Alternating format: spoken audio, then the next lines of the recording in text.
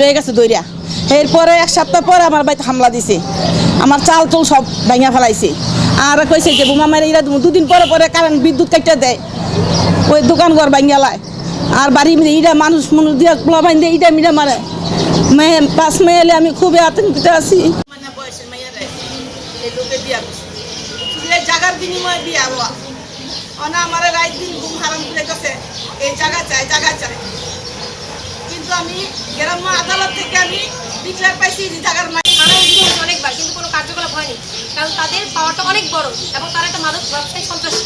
তারপর আমাদের উপর হামলা শুরু হয়, আমাদের 5 বোনকে মারধর করে, আমার মাকে মেরে ফেলে দেয়, ঢিল দেয় এবং মারা হতে দেয়।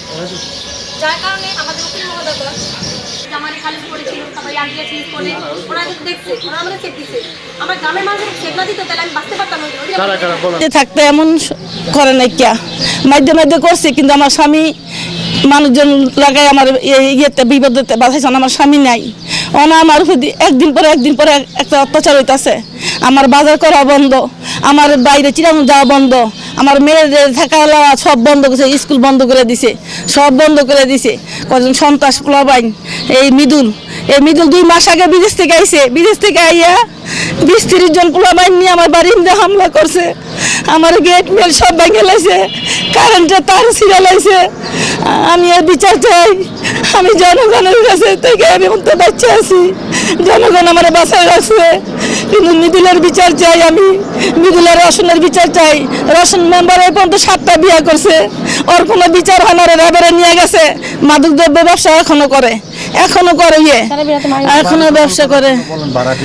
আমারে কোটে হুমকি দিতেছে, থানাতে হুমকি দিয়ে খেদাইছে। কোর্টে গেছি, কোর্টের তো হুমকি দিতেছে। কোর্ট বাপের আমার কি করবো দেখমু, তোর কোর্ট বাপের তোরা কি করে ঠেকায় রাখে, এই কথা করে দেয়। তারপরে ইনকোয়ারি আইসে, যে ইনকোয়ারি বন্ধ করে দিল। এই বন্ধ 2বারই কমিশন আইসে, কোর্টের 2বার কমিশন আছে, 2বার কমিশনকে হুমকি দিয়ে খেদাই দেয়। আমাদের যে নিজস্ব বাড়ি, আমাদের বাড়িতে আমরা থাকতেছি, এখানে পুকুর ভরাট করে থাকতেছি।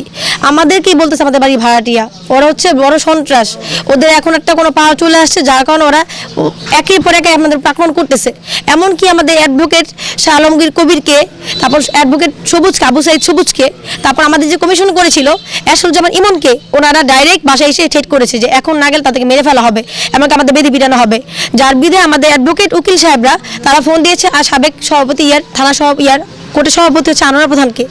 ওনার ফোনের মাধ্যমে উনি লোক পাঠায় কোর্ট থেকে, তারপর ওনাদের অ্যাডভোকেটদের নিয়ে যায় সেফ দিয়ে, তা নাহলে তাদেরকে মেরে ফেলতো। ওই দিন ওরা একের পর এক করতেছে আমাদের সাথে। আর ওই দিন যে কমিশন হয়েছিল, ওরা আমাদের কমিশন এইবার না আগের বারও বাদ করেছে, শুধু এবার বলতে না, আগের বার কমিশন বাদ করেছে। আর থানায় অনেকবার জিডি করা হয়েছে আমাদের এই কেস যখন থেকে চলছে তখন থেকে বাদ করা হচ্ছে। আমরা জিডি করি, ওরা ক্লোজ করে দেয়, আমরা জিডি করি, ক্লোজ করে দেয়, পুলিশ আসে টাকা দিয়ে বিদায় করে দেয়। এভাবে অবিরত এখনও চলছে। এখন আমি থানায় গিয়েছিলাম, ওই দিন যে ঘটনা ঘটেছে আমি 999 ফোন দিয়েছি। ফোন দেওয়ার পর ওইখান থেকে পুলিশের গাড়ি আসে, থানা থেকে আসে নুর আলম, ওদেরকে বুঝিয়ে দেয় যে আর কিছু হবে না। কিন্তু আমার যে কমিশন বাদ পড়ে গেল, আমাকে যে ঠেট করে গেল, এর কোনো বিচার হলো না। আমি কিন্তু কোনো বিচার পেলাম না। আমাকে বলা হচ্ছে যে আপনারা কিছু করবে না, ফুলের টোকা দিবে না, কিন্তু এটা তো বিচার না। আমার তো জায়গার কমিশন করতে দিচ্ছে না। আমার তো এটা কোর্টের কাজ, আমার কোর্টের কাজ করতে দিতে হবে। ওরা আমাদের কোর্টের কাজ করতে দিচ্ছে না। কারণ এটা ওরা জোর জবরদস্তি আমাদের বাসা থেকে বের করতে চাচ্ছে। ওদের মেন হচ্ছে আমাদের বাসা থাকতে দিবে না, দরকার হলে মেরে ফেলবে, তারা থাকতে দিবে না। আর মেন হচ্ছে অনেক পাওয়ারফুল সন্ত্রাস, আমরা ওদের সাথে পারছি না। রাজনৈতিক সন্ত্রাস আমাদের তো আমরা 5 বোন, বাবা নাই প্লাস ভাই নাই। ওরা এইটার সুযোগ সুবিধা নিচ্ছে যে আমরা দুর্বলতা ধরে এখন ওরা আমাদের অ্যাটাক করছে, আমরা বাসা থেকে বের হয়ে যাবো।